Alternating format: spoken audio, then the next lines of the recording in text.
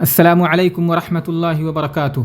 الحمد لله والصلاة والسلام على رسول الله وبعد. أيها السادة الكرام، أهلا بكم في جامعة مطلع العلوم السلفية بولاية لومبني بمديرية كفر الوسط في دولة نيبال. أسست هذه الجامعة عام 1949 الميلادي، وهي تنشر الكتاب والسنة والعقيدة الصحيحة منذ تأسيسها بين أبناء الأقليات الإسلامية في هذه البلاد.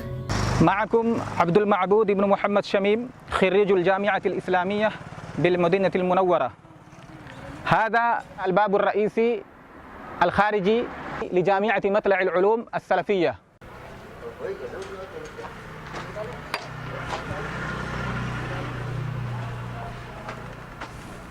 هذا موقف الدراجات الهوائية، وذلك موقف الدراجات النارية.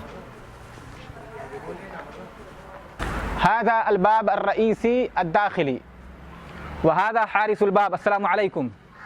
الآن ندخل من هذا الباب في الجامعة،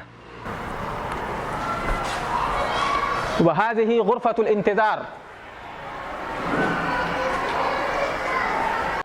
هذا مبنى السكن لطلاب الجامعة. هذه غرفة سكنية. هذا المسجد الجامع الشامخ لهذه الجامعة. الآن ندخل في هذا الجامع، وفيه قسم تحفيظ القرآن الكريم،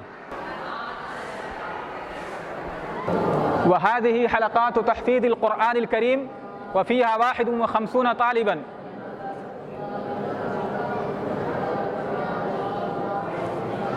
هذا مبنى الفصول الدراسية، وهو جانبه الغربي، وهذا الجانب الشمالي، وهذا الجانب الشرقي لمبنى الفصول الدراسية لجامعة مطلع العلوم السلفية.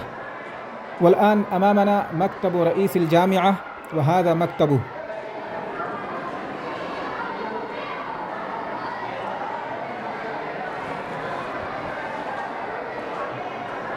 وهذا مكتب وكيل الجامعة. السلام عليكم ورحمة الله وبركاته. وعليكم السلام ورحمة الله وبركاته. بارك الله فيكم. وهذا مكتب مشرف الجامعة. السلام عليكم ورحمة الله وبركاته. وعليكم السلام ورحمة الله. حياك الله شيخ. بارك الله فيك، جزاك الله. هذا مكتب العميد،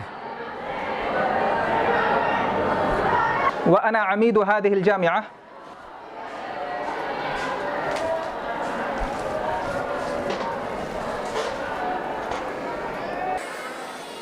والآن كما تشاهدون أمامنا طلاب جامعة مطلع العلوم السلفية، وهم ينشدون نشيد الجامعة.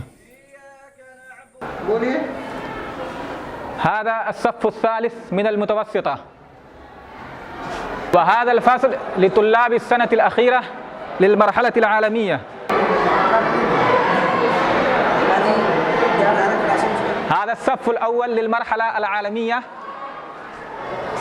وهؤلاء طلاب السنة الأخيرة لمرحلة الثانوية.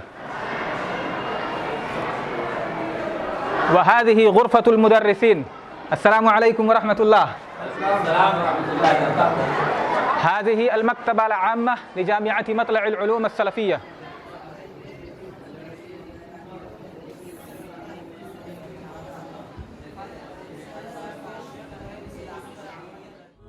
شكرا لكم على حسن مشاهدتكم، والسلام عليكم ورحمة الله وبركاته.